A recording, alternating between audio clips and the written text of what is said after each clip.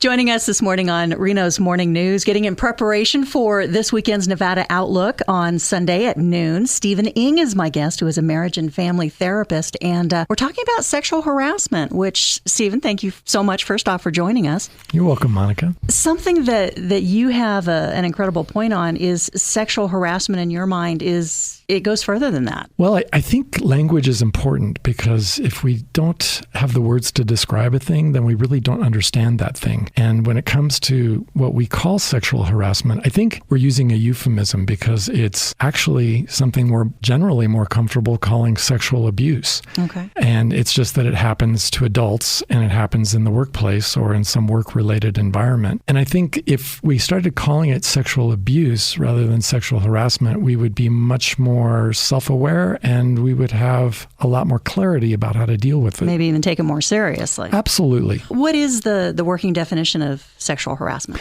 Right now, the one that we're using across the country is any unwanted sexual attention, which I think is actually a pretty good definition. But it also goes into the definition of what people think is sexual. So if I started stroking your arm or putting my hand on your thigh, what is that? For me, that would be sexual. Okay.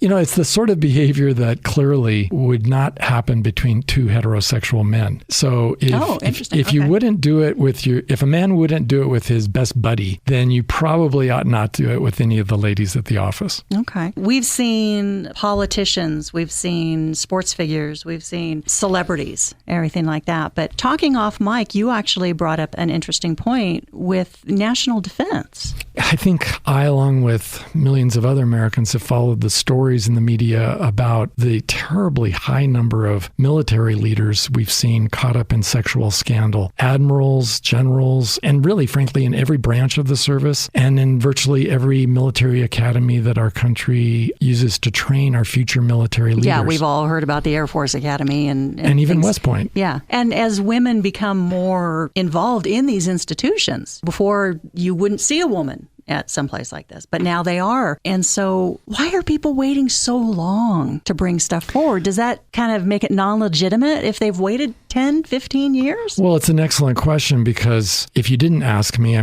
I think we know lots of listeners would be wondering the same thing because we see this in social media a great deal. I get it asked all the time. It's like, why'd they wait so long? I think just imagining one's own children in a situation like this, if I were to imagine any child I love and care about, I can't imagine how they would comfortably come forward and start talking about sexual abuse. And if you consider that developmentally, at what age do our children then become comfortable talking about someone touching them in a way that they found humiliating and degrading? I don't know that anybody learns how to do that currently. In our current culture, we're not training our young people, our teenagers, or our young adults how to begin talking about this. Throw adults in there older than dirt like me in there too. This was something that I just always felt was natural, but I'm more of a touchy-feely type person. Right, but the human body has more nerve endings in its skin than any other part. We know from a touch whether it feels comfortable and natural or creepy and weird. And you have your instinct. Right, but you get a hug from someone and you can tell if it's not really feeling right. That was just a little too long. Yeah, and there was a little too much there, a little too many hands. We know, but we don't really have the language to begin talking about this, but we're learning. And now I can tell you with the current scandals that are unfolding, things are going to get a lot messier before they get better, and a lot of people are going to get hurt, both men and women. There are a lot of people who are going to get hurt because we're not very good at this. If you want to continue on the conversation, make sure you join me with Stephen Ng, marriage and family therapist, this Sunday at 12 o'clock for Nevada Outlook. Thank you, Stephen, for joining us this morning. You're welcome, Monica.